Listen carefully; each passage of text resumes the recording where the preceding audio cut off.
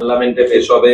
আর নরেন্দ্র মোদী ইতিমধ্যেই প্রধানমন্ত্রী বলেছেন যে নারী সশক্তিকরণের ঐতিহাসিক পদক্ষেপ। বিরোধীরা বলছেন যে এই মহিলা ভোট টার্গেট করার জন্যই আমাদের রাজ্য থেকেও সেই তার অভিযোগ সঙ্গে উঠছে। জুড়ে দিই, তার সঙ্গে যে পুনর্বিন্যাস হচ্ছে সেটা নিয়ে এ রাজ্যে এটাকে বঙ্গভঙ্গের চক্রান্ত বলা হচ্ছে। বঙ্গভঙ্গ কে করেছিল? বঙ্গভঙ্গ করেছে তো কংগ্রেস, কংগ্রেসের সর্বভারতীয় নেতৃত্ব। বঙ্গভঙ্গ যখন বাধ্যতামূলক হয়ে পড়েছিল তখন কংগ্রেসের যারা হিন্দু বিধায়ক ছিলেন তারা তখন শ্যামাপ্রসাদ মুখার্জির আন্দোলনে যোগ দিয়েছিল, এনসি চ্যাটার্জির আন্দোলনে, এন চ্যাটার্জির আন্দোলনে যোগ দিয়েছিল। তাই পশ্চিমবঙ্গে আপনি বসে এখন আমায় প্রশ্ন করতে পারছেন, এটা এখনো বাংলাদেশ হয়ে যায়নি। আরেকবার যদি নিয়ে আসেন পুরো বাংলাদেশ, তখন আর আপনার ক্যামেরাও থাকবে না, বুমও থাকবে না, সব শেষ।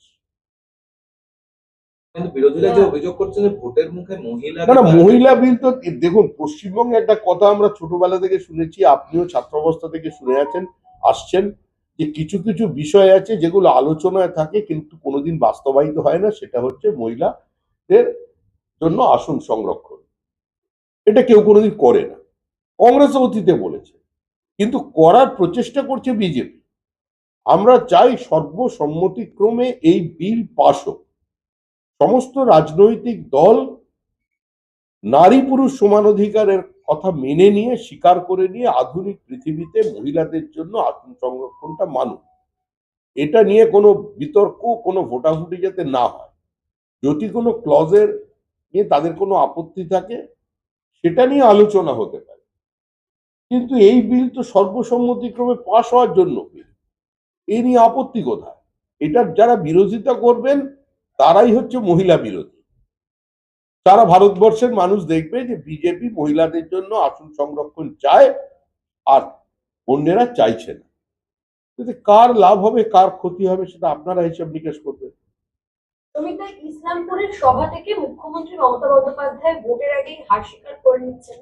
বলছেন তিনি যে 4 মের আগে যদি আবারও 4 মে রেজাল্ট বেরোয়, সেই রেজাল্টে যদি তৃণমূল আসে আবার দেখা হবে। উনি একটা সন্দেহ প্রকাশ করেছেন যে তৃণমূলের আসছে না হয়তো। দেখুন, আপনি কি মুখ্যমন্ত্রীকে আপনার মতো মনে করেন কোন সাংবাদিক? আমাদের মুখ্যমন্ত্রী মাটির নেতা, তিনি মাটি চেনেন, মাটির গন্ধটা জানেন। আবার বলছি, মুখ্যমন্ত্রী কোন সোনার চামচে মুখে দিয়ে জন্মগ্রহণ করেননি। কোন সাবেকি বড় মাপের কংগ্রেসী পরিবার থেকে তার আগমন নয়। তিনি যা করেছেন সংঘর্ষ করে নিজেকে রাজনৈতিক এই উচ্চতায় পৌঁছেছেন। সুতরাং তার থেকে ভালো পশ্চিমবঙ্গের ভোটের রেজাল্ট কেউ বুঝতে পারছেন না। মুখ্যমন্ত্রী উত্তরবঙ্গে গিয়ে বুঝতে পেরেছেন যে উত্তরবঙ্গে খাতা খোলা সম্ভব নয়, আর প্রথম ফেজের পর দ্বিতীয় ফেজে ঝড় নামবে। ওখানে যেটা দেখছেন সেটা জোরে হাওয়া বইছে। পরে যেটা হবে সেটা একদম কি বলে, ওই যে এসছিল না সুনামি, পরের ফেজে সুনামি ছিল। তৃণমূল নেই।